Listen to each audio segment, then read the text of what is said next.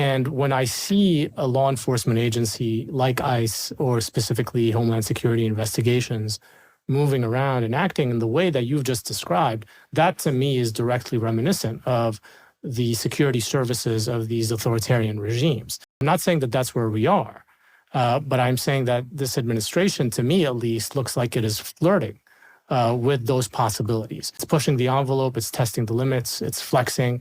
And I guess what I want to alert my listeners to is that while this is happening to people that you may not like what they're protesting, what they're saying while they protest, you may not like their causes, you may not know them personally, and you may not even think that they're citizens, but the very next step is going to be that this can be applied to citizens, right? That's exactly right, Earl. And I mean, I would just take a step back and say that when it comes to the clients of mine that we've been talking about, people like Mahmoud Khalil or Yun Sa Chung or Rumaisa Ozturk or Mahsen Mahdawi, frankly, the form of speech that they are engaging in, speaking out against war, speaking out in support of Palestinian rights and dignity and lives, speaking out against what many experts, international organizations, authoritative bodies have called a genocide.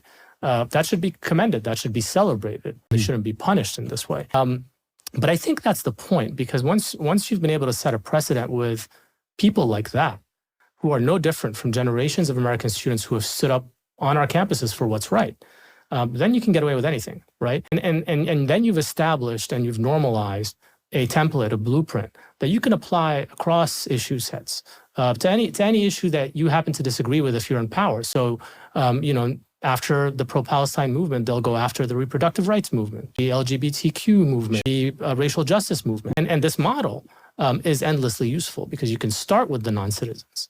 You can start even with the permanent residents. But there's no logical limit